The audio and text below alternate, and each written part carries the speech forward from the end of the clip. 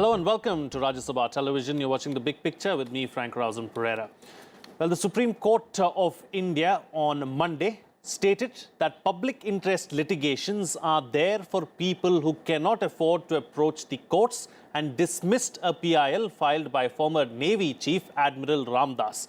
According to media reports, Justice Ranjan Gogoi, who is slated to be the next Chief Justice of India, stated during the hearing that the Supreme Court is there to address everyone's fears, but PILs are for the poor. Justice Gogoi was a part of the three-member bench, including Justice Naveen Sinha and Justice K.M. Joseph, which was hearing a PIL filed by former Navy Chief Admiral Ramdas. The bench reportedly dismissed the PIL, stating that it was a case for the Vigilance Commissioner. On this edition of The Big Picture, we will analyze the pros and cons of PILs. Joining me on the program today are P.K. Malhotra, former Secretary, Ministry of Law and Justice; Virag Gupta, Advocate of the Supreme Court; and Kanu Agarwal, Advocate of the Supreme Court as well. Thank you to all my guests for joining me on this edition of The Big Picture. Mr. Malhotra, I'd like to begin with you. Let's put things into perspective first and understand what a public interest litigation is and what is its history really. See, the public interest litigation is in fact a part of judicial activism because it was started by the Supreme Court way back in 1980. And the main architect of public interest litigation in the Indian judicial system, I would say, are Justice P.N. Bhagwati and Justice Krishna Iyer. The first important case relating to public interest litigation which was handled by the Supreme Court was when for the construction of Asiad Village, the laborers were brought from UP, Bihar and other states, and the contractors were exploiting them. They were not paying them wages, their living conditions were very bad. At that time, this public interest litigation was filed in the Supreme Court, and when it was challenged, the Supreme Court laid down certain norms. The Supreme Court said that we are opening this particular door for the people who cannot approach the court, who are poor. So, going by the observation what Justice Gogoi has made today, if you look at the origin of the public interest litigation, it was basically to protect the interest of the poor who cannot approach the court. The main idea was that you need not go into the formalities of it. If somebody's human rights or fundamental rights are being violated, even you can write a simple letter to the Supreme Court or to the High Court, and if the High Court or the Supreme Court feels that some rights of the individuals are being violated, the court can intervene and it will be registered as a writ petition. If it is for violation of fundamental right, you can always go directly to the Supreme Court under Article 32. And if it is for violation of any other right, probably the remedy can be under Article 226 of the Constitution before the High Court also. In this background, they have done away with the requirement of locus standi. When you approach a court, generally you have to say that I am aggrieved by an order of the court.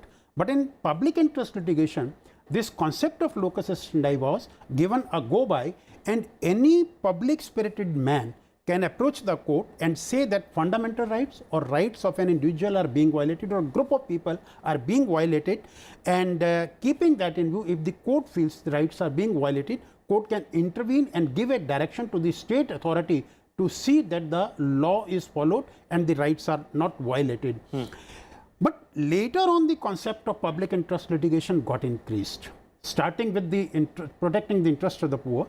But later on, this concept of public interest litigation and Supreme Court and the High Court started intervening even in policy matters also.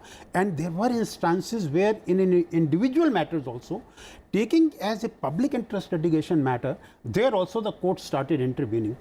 Then in S.P. Gupta's case, the Supreme Court itself laid down certain norms as to in what cases the PIL can be invoked. Right. If today we are breathing clean air in Delhi, I think the credit goes to Supreme Court by intervening in public interest litigation and saying that in public transport only CNG will be used, diesel vehicles will not be allowed to ply in Delhi. So I think in this background, probably with the judicial activism, the concept of public interest litigation which has been brought into Indian judiciary, and it's not peculiar or new to the Indian judiciary. The concept started in United States, and United States also it is prevalent, and some other democratic countries have also adopted it. So I think wherever intervention is required, by way of a judicial activism, the Supreme Court entertained public interest litigation, and in this public interest litigation, the procedural aspects, normal procedural aspects need not be followed, and if fundamental rights of individuals are being violated or a group rights are being violated, the court can intervene and give a direction to the executive to comply with the provision of law. Right. Thank you for taking us through that so very beautifully. Virag Gupta, that having been said, who is eligible and who can file a PIL? If we see the history of the PIL, the original case was of 1979, this Hussaina Khatun matter, and we see that still those results are yet not there. In Bihar prison matters, Supreme Court intervened and given many reliefs. But today we see after 30-40 years, 3 to 4 lakh people are inside the jail, and many of them are entitled to be released, but they are not being released, and PILs are not being used for their betterment. Now, originally, Justice Bhagwati termed it as the legal aid movement. Later on, it became the social economic justice, which is not there. In Article 32, one can only expand it to the right to life, which is defined in the Article 21. And we have got many good judgments as per that. But problem is that there are 3 restrictions are there. The first restriction is that it should not be politically motivated. The second is you should not have alternate ways of getting the justice, and the third is that it should not be something, a hidden agenda of some other type of adversaries litigation should be there. In this matter what we are discussing, Justice Gogoi said that even if there are certain violations are there, even if violation is of Article 14 is there, then how you are suffered? He said that only that person can come in PIL if that violation is there, whose rights are affected, because there was the advertisement was there regarding the post, and he said if somebody has not got the opportunity or not considered for such a big post or such a sensitive post, then only they have the locus, others can't come to court. Only the aggrieved person can come to the court. Now we have to see that government has also said that in the guise of PIL, court should not run the country. Because ultimately, 2 things are very clear since beginning. Number 1 is that it should protect the human rights. Number 2, it should protect those actions of the community or the society which are very much required, even if it is not related to the individual rights, because there are many rights, like Mr. Malhotra has said, that if the transport system is betterment is done, then it may not affect the individual person's right, but this is the right of all the persons to live a good healthy life, which is defined in the Article 21. So many times court have to stress their whole this jurisdiction, but in that guise they should not run the country, they should not try to expand the scope of Article 32 or 226, and it should become that everything is being run from the court. So that a balance, typical balance, which has to maintain government and the court both. All right. Is there a standard operating procedure as to how a court accepts a PIL? Is there anything that is defined, Kanu Agarwal? To my knowledge, there is none. All I would want to say is to basically carry forward from what Mr. Malhotra and Mr. Gupta have said. Actually, the PIL jurisprudence in India can be divided into 4 phases. As he said, when it started by the jurisprudence laid down by Justice Bhagwati and Justice Iyer, it used to be limited to issues of bonded labor, limited to issues like child labor and things like that, wherein people would not have access to justice. So that was the phase from the 70s to the 80s. In the 90s, it started becoming slightly more sophisticated, but still not reached the situation where it has reached today or in the 2000s. In the 2000s, something new came up, something called these specialized NGOs, which you hear. These specialized NGOs generally have very little work on the ground and expertise in filing such PILs. These NGOs will be generally called by common names. And now we have entered a 4th phase, and I will like to call this phase as the PIL mess, is because we have come the full circle now from what it started as an extraordinary remedy where a cardinal principle of law of locus standi was given a go-by, as you ask, procedural, was given a go-by because you were seeking an extraordinary remedy, a remedy which these people could not have sought, has become a tool of massive abuse. An extraordinary remedy today has become a convenient remedy, wherein idiosyncrasies of the judiciary, of the bench, of the lawyers and their ideologies affect judgments, affect orders. Even after orders, sometimes matters are not disposed of. Execution petitions are filed, and I'm sorry, some courts in the country today are functioning like mini ministries. Notices are issued to all states, chief secretaries are called. What are you doing? What is happening? It's an absolute mess. The courts themselves, different benches, have consistently a lot of times laid down certain guidelines, laid down the rules that, okay, in these cases you should not maintain PILs. But there has to be a certain level of consistency when it comes to the various high courts and the Supreme Court. Okay, consistency is key, is what you're suggesting. Mr. Malhotra, are PILs being misused at the end of the day? Frankly speaking, I would like to agree with my co-panelists that there are instances where PIL is being misused. But the fact remains, the concept of PIL has been there in the Indian judiciary for the last 4 decades. And during the last 4 decades, government has not thought it proper to make a law regulating the filing of PILs. It has been left to the court itself, and it is not that the court has not laid down the rules or the regulations as to how the PIL should be used. There have been instances where the Supreme Court and the High Courts have imposed heavy penalty where this process of PIL has been misused by the petitioner. But the fact remains, if you look at the larger interest of the society, if fundamental rights are to be enforced, it is the duty of the judiciary also to enforce fundamental rights of the individuals. And if the individual himself cannot approach the court, probably I think there is nothing wrong if an NGO, and because I find now a time has come, as has been rightly pointed out Mr. Kanu Agarwal also, saying that now there are NGOs, specialized agencies who are filing public interest litigation. Well, if they are filing with good intention and in accordance with the principles laid down by the Supreme Court, there is nothing wrong in it. It is only when it is misused. But then when the Supreme Court itself has laid down the guidelines, if somebody is violating those guidelines, it is for the court to see that that violation is checked and heavy penalty is imposed, so that whatever facility has been provided by the judiciary to protect the interest of the common man, those who cannot have access to justice or cannot approach the court, then if somebody is misusing it, heavy penalty should be imposed on them. And I think in some of the cases, it has been done in the past by the Supreme Court. So the pros outweigh the cons as far as PILs are concerned, is what you're suggesting, and it's here to stay. Correct? All right. Virag Gupta, as a former corporate man, I have to ask you this question.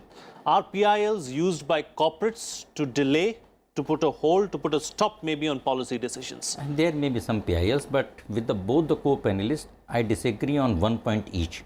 Number one, there are PIL jurisprudence is there. In all the high courts, in all the Supreme Court, there are PIL rules are there. In those rules, details are given, which type of PIL should be filed, who can file the PIL, what are the credentials, and 3-4 basic things are there which are not being followed by the court themselves. They have framed the law, number one. Number two, I personally feel that Parliament cannot pass any law regarding the PIL because this is the genesis of Supreme Court as per their own jurisdiction, and they have defined, they have expanded the scope of Article 21. Now, I will tell you 4-5 rules which are there in all the High Court and Supreme Court. Number one, if some matter is pending in any other court, then court should not entertain PIL on that issue. But we are seeing daily that in Delhi High Court, one matter is filed on the same issue, some other High Court is entertaining, and on the same issue, they are going to the Supreme Court. Secondly, before filing the PIL, they must give representation to the concerned authority, because you are raising suddenly issue of this which is not something urgent, which is there for last many years. So you must file representation so that government can respond, then only you can file the PIL. Thirdly, there must be locus, that the person who is filing the PIL. Fourthly, there are many issues which are defined in the law. You want to file some FIR and your FIR is not registered. What people are doing, they are directly going to the High Court or Supreme Court.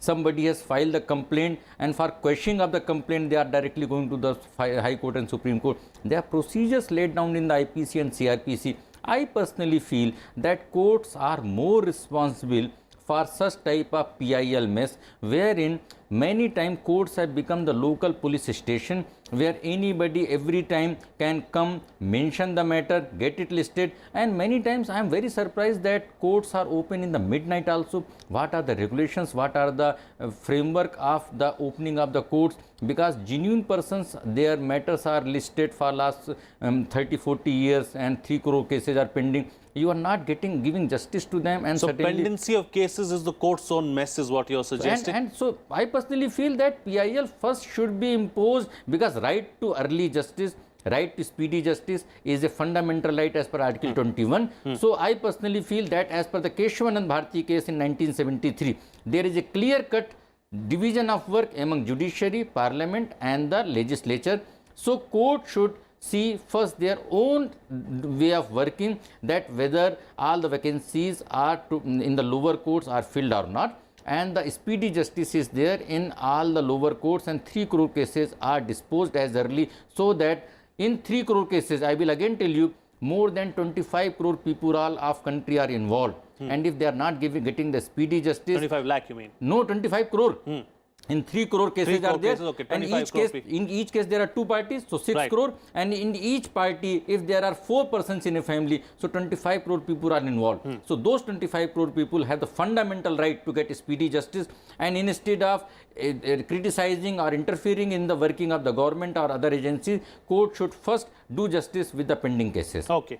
Pendency of cases should be the court's first priority, is what Virag Gupta is suggesting. Going back to the new definition of PILs, is it justified, Kannu Agarwal, where only the poor are eligible to file PILs, really? That's what Ranjan Gogoi has said. See, the answer to it is exactly what Justice Gogoi has said. Both the panelists have raised the issue. The answer to the issue is very simple. The answer is judicial restraint and judicious exercise of your discretion.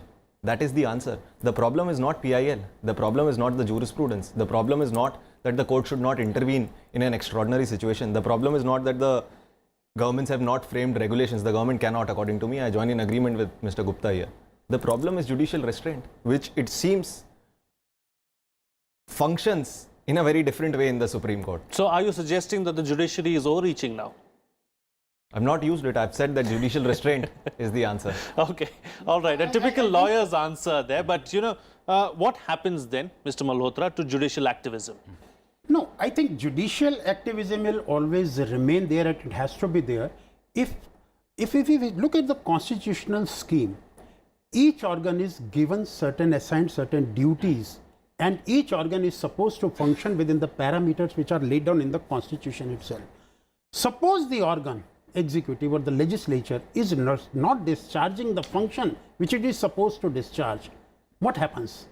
There is no remedy, because the constitution itself empowers the Supreme Court and the courts, even the high courts also, by way of writ petition, by writ jurisdiction, to enforce the fundamental rights of the individual. So if that situation has arisen, I see no reason why the judicial activism should not be there. You have very rightly said, it should stop at judicial activism, and it should not be overreach. Now I'll give you one example, and it is a very popular case where sexual harassment of women at workplace. Way back in 1997, in Vishakha's judgment, Supreme Court elaborately dealt with the thing, and the Supreme Court said that the legislature has not to date made a law on the subject, although you have been a party to the international convention on this and you have signed it. So till the time the parliament makes a law, we are issuing these directions and guidelines in exercise of our power under Article 142 of the Constitution. I think to that extent, activism was welcome. But there have been certain policy matters also where the matter should have been left to the executive on the legislature, but the courts have intervened. I think that is the cause of concern. Isn't there a very thin line there, Mr. Malhotra? Exactly. I think it will depend upon case to case where the judicial activism stops and it is a case of judicial overreach. Because, you know, on the face of it, there can't be any set procedures or set guidelines really to deal with this case, as you just suggested, and you have to look at them from case to case, really. Exactly. You have to decide on case to case basis. Perfect. And guidelines have been laid down by the Supreme Court itself as to the cases in which the public interest litigation can be used. All right, MP Singh, former chairperson, Delhi Judicial Academy, joins us on the program right now. I'm just going to come to you, Virag Gupta, in just a bit. Let me just get his thoughts as well. You know, Mr. Singh, we're discussing here about how it's been almost 4 decades since PILs have come into being, and how, as time has gone by, also so has the scope of a PIL. Your thoughts on that? Right. Yes, I have heard all my colleagues very carefully, and I agree with most of their points. But let me also clarify that, of course, it is true that initially it was a shared workers case, or maybe that Rural Litigation Kendra Dehradun case, some cases. But the principle of public interest litigation was laid down in the judge's case in 1980 by Justice Bhagwati, that is, in what cases people can approach the court. And since then, of course, to begin with, it was most of the time used for the benefit of the poor.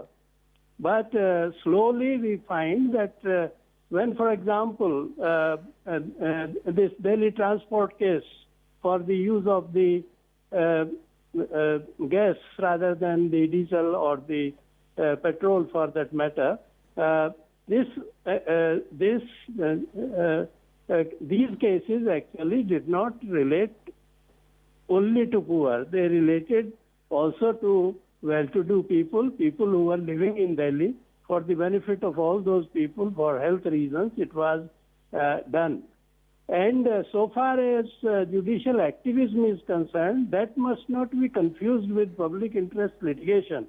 Judicial activism can be in private litigation also, that is where a person approaches the court himself for his own interest. And judicial activism can be, of course, in public interest litigation also. But that does not mean that the public interest litigation and judicial activism are one and the same thing. They are two very different things, and therefore there should not be any confusion in that. I agree that as far as possible, some norms must be there for the purpose of exercising the power of this PIL or public interest litigation by the court. Right. But it is not within the jurisdiction of the parliament or state legislatures to lay down that procedure. Actually, it is the judges, and perhaps they have laid down some procedure, which procedure is very flexible to the extent that at one time the court was receiving postcards written by the people and taking them as, starting them as PIL petitions and giving proper remedy in those cases. Right. Now, therefore, there are all sorts of procedures which have been laid down, but the court itself is in difficulty as to what cases can be taken and what cases are not to be taken. Therefore, I think they have to decide from case to case whether this is a genuine case or this is something in which they can provide the remedy, or this is something in which they cannot provide a remedy. Broad guidelines have already been laid down by the court. All right. All right. I'm going to come back to you, Mr. Singh. I'm going to get comments from other guests as well. Sorry to interrupt you there. Virag Gupta, you wanted to say something. Two important points are there.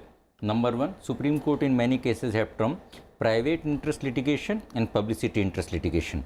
I personally feel that both type of PILs must be discouraged. Number two, active judiciary is very good, strong judiciary is very good, but inherent power of 32 or inherent power of 142 should not be misused to overreach to other section of the constitution which is not meant for the judiciary. I will give a small example of 377 matter. Curative petition was pending in 2016. Besides that, in spite of that, Supreme Court entertained 5 new writ petitions. This is something very, very strange. It should not be done. When the curative petition is pending, they should not entertain the fresh petitions. Then secondly, what happens whenever you entertain a petition which is not well presented before the court, and if it is dismissed, then those persons, those petitioners are killing the cause. I have seen a interesting example of a former Chief Minister of UP, who is saying that he is a certified honest person, certificate given by the Honorable Supreme Court. Now what happened? There was a CBI inquiry case which was dismissed. It may have been dismissed because of the non-presentation of case in a good manner. So dismissal of the case is treated as the certificate by the Supreme Court. So these are the situations. We are coming with a suggestion with the Supreme Court and High Court in uniformity of PIL guidelines and enforcement of those guidelines, because what happened, there is a lot of crowd of PILs in the Supreme Court and High Court, but bona fide is not there, Gresham's law is not working, so good cause has to be seen by the Supreme Court first. Those who can't fight their case, real issues should be there, and Supreme Court should not work like a regulator of the government. There may be regulatory failure of many sphere of the economy, but Supreme Court itself is a regulator of the judicial system. So first 3 crore cases should be disposed, their priority should be fixed, then other things should be tried to be regulated, which is within the domain of Article 32. Okay. Look within yourself first and rectify them and sort out the issues first before you interfere in others' matters, is what Virag Gupta is suggesting. Kannu Agarwal, closing comment from you, your concluding remark on the program today. See, as far as the guidelines are concerned, we are all discussing about whether PILs and what kind of PILs should be maintained or not. Courts have time and again, everything exists on paper. They have laid guidelines. The guidelines are good. The point is whether these guidelines are being followed or not. The second issue is, lawyers, trust me, have mastered these guidelines. They know their way around these guidelines. They know how to make out a case. They know what to file, what to say, and why it will be maintainable. That's why good lawyers are paid so well. Exactly. Okay. Thirdly, the very important issue that Mr. Gupta has raised, that there is large number of pendency. In the Supreme Court, we rarely see these days that regular matters are being heard. The matters where leaves are granted are being heard. We are ultimately, lastly, at only the after notice stage and the notice stage. All right. So actually, final justice and final judgments are not coming out. Mr. Malhotra, closing comment, well, concluding remark so for far as you, the on the observations- best way forward. Well, so far as the observations of Justice Gogoi are concerned, which is the, subject matter of discussion today, yeah. I think it is welcome, but only thing is you can't confine it only to the litigation relating to poor. In case there are issues relating to the society or larger interest of the society, they can also be taken care of under the public interest litigation. But as Mr. Gupta has rightly said, that it should not be a platform for promoting private interest litigation or publicity interest litigation. If that is coming, then probably judiciary itself should come with an heavy hand and impose heavy penalty, and probably the observations made by the bench of Justice Gogoi will put a break on this kind of litigation. All right. With that, then, we'll have to call it a wrap on this edition of The Big Picture. Thank you to all my guests for joining me on the program and putting things into perspective for us. That's it on this edition of The Big Picture. See you again next time.